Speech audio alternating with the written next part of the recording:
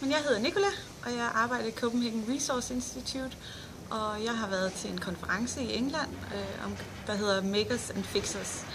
Og det, der var rigtig interessant ved den konference, det er, at der er sådan en bevægelse i England, hvor man går rigtig meget op i, og det er meget frivilligt, hvor at man reparerer en masse, og hvor man også selv skaber noget nyt, skaber nye produkter.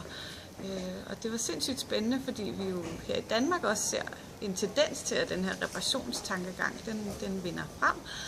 Så jeg tænker, at vi kan lære rigtig meget af englænderne, og også blive bedre til at mødes omkring reparation, og blive bedre til at mødes omkring at skabe noget nyt.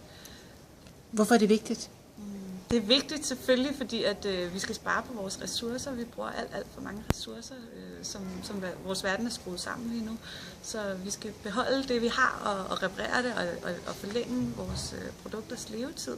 Og samtidig så tror jeg også, at det vil være rigtig godt for os, hvis vi selv lærer at skabe, og selv får et indblik i, hvordan processen er, hvordan bygger man en stol, eller hvordan bliver en telefon lavet, og hvis man selv får den der følelse af at have skabt noget, så tror jeg også, at man bliver mere glad for sine ting, og man beholder dem længere, og det vil selvfølgelig sætte et rigtig godt aftryk på vores planet. Kommer den bevægelse også til Danmark, Makers and Fixers? Det tror jeg bestemt. Jeg tror, der er rigtig mange ting, som man ser i udlandet. Jeg ved ikke, ofte er vi måske lidt langsomme i Danmark med sådan nogle ting, så jeg synes, mange af de ting, man ser i udlandet, de kommer til Danmark.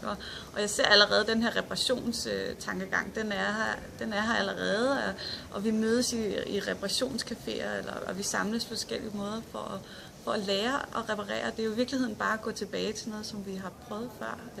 Tidligere var vi jo rigtig gode til at reparere tingene, fordi at det var vigtigt, de holdt længe, og det skal vi tilbage til, i hvert fald med nogle af vores ting.